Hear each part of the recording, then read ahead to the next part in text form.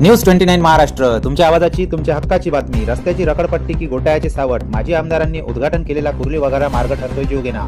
एका बाजूला पावसाळा तोंडावर आला असताना दुसरीकडे कुर्ली ते वगारा रस्ता या अत्यंत महत्त्वाच्या मार्गाची झालेली दुर्वस्था आता नागरिकांच्या जीवावर उठली आहे.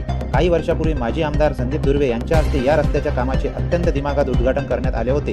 उद्घाटनानंतर रखडलेलं काम आणि रस्त्याची झालेली दुरवस्था यामुळे आता परिसरात संतापाचे वातावरण असून हा निव्वळ प्रशासकीय दुर्लक्षपणा आहे की यामध्ये एखादा मोठा घोटाळा दडलाय अशी चर्चा आता थेट चौकात रंगू लागली आहे. या रस्त्याचे काम सुरू होऊन अचानक का थांबले याबाबत सध्या दोन प्रकारच्या चर्चा गावकऱ्यांमध्ये सुरू आहेत. काही नागरिकांच्या मते या रस्ते मोठा घोटाळा घोळ झाला असून लवकरातच हा घोटाळा समोर येण्याची शक्यता आहे, तर दुसरीकडे ज्या कंत्राटदारांनी या रस्त्याचे काम हाती घेतले त्यांच्याकडे सध्या निधीच उपलब्ध नसल्याची माहिती समोर येत आहे. कंत्राटदाराची आर्थिक अडचण असो वा प्रशासकीय अनास्था, पण या दोघांच्या वादात सामान्य जनतेला मात्र मरण यातना सहन कराव्या लागत आहे.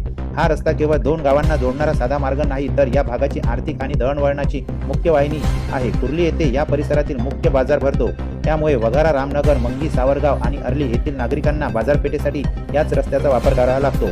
विशेष म्हणजे अवघ्या 25 किलोमीटर अंतरावर तेलंगणा राज्याची सीमा असल्याने आंतरराष्ट्रीय वाहतुकीसाठी हा मार्ग अत्यंत महत्त्वाचा मानला जातो. अशा या महामार्गाच्या सध्या मोठमोठे गड्डे पडले असून रस्ता पूर्णपणे उकळला आहे. आता काही दिवसानंतर पावसाळा येऊन ठेपला आहे. पाऊस सुरू झाल्यावर या खड्ड्यांमध्ये पाणी साचून हा मार्ग अधिकच धोकादायक बनेल आणि अपघाताची मालिका सुरू होईल अशी रास्त भीती नागरिक व्यक्त करत आहे.